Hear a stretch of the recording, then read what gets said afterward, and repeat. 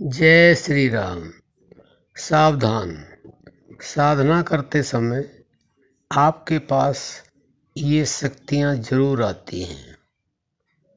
बंधु, जब साधना करते हैं तो कुछ न कुछ तो आता ही है। और इस प्रसंग में ये बताया जा रहा है कि यह शक्तियाँ आती हैं। बंधु, शक्तियाँ दो प्रकार की होती हैं। एक दैवी शक्तियाँ और दूसरी जो होती हैं वह है तामस शक्तियाँ, जो तामसी होती हैं, जो प्रभाव छोड़ती हैं, वह शक्तियाँ भी आती हैं। और आध्यात्मिकता से जो जुड़ी हुई देवी शक्तियाँ भी साधना करते समय अवश्य आती हैं। तो बंधु, यह बताने का प्रयास कर रहे हैं हमारे संत कि देवी शक्तियाँ क्या करती हैं और जो हमारी तामसी प्रवृत्ति की जो शक्तियाँ हैं, राक्षसी प्रवृत्तियाँ हैं, वह क्या करती हैं। वैसे तो ज़्यादातर लोग जानते ही हैं, लेकिन फिर भी हम बता देते हैं। आगे बढ़ने के लिए अपनी साधना में यह जानना बहुत आवश्यक है।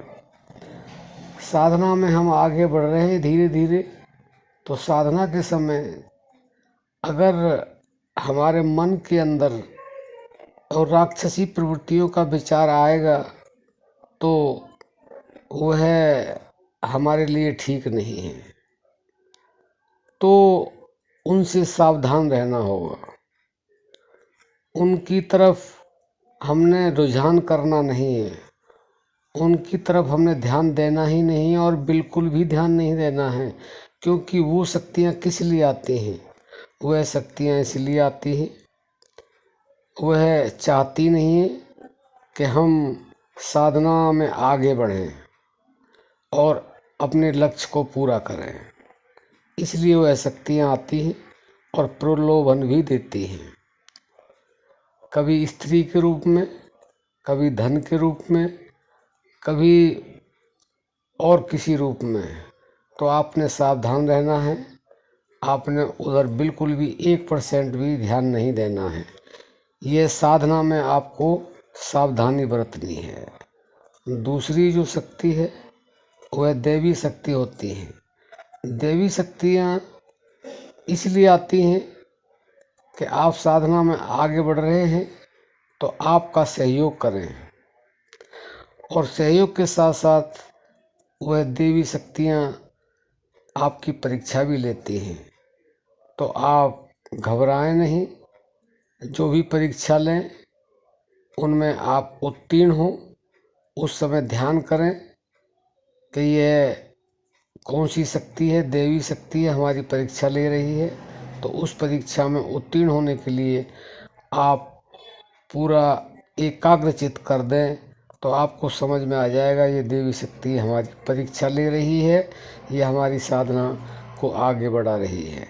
यह अनुभव की बात है और यह साधक को वास्तव में ही पता लग जाता है कि कोई देवी शक्ति हमारी परीक्षा कर रही है या हमें उंगली पकड़ के आगे बढ़ा रही है। और राक्षसी प्रवृत्ति भी कई बार दैवी रूप में परीक्षा लेती हैं, लेकिन वह भी साधक को परमात्मा की कृपा से वह मालूम हो जाता है कि यह राक्षसी प्रवृत्ति है और यह हमारी साधना को खंडित करने के लिए आई है। तो जो भी आपके पास शक्ति आए उनका आप एकाग्रचित होकर के साधना में निरीक्षण करें और उसी तरह से बर्ताव करें, तो आप अपनी साधना में सफल अवश्य होंगे। और जो आपका लक्ष्य है, आप अपने लक्ष्य पर अवश्य पहुंचेंगे। आशा करते हैं आप ऐसा अवश्य करेंगे। जय श्री राम।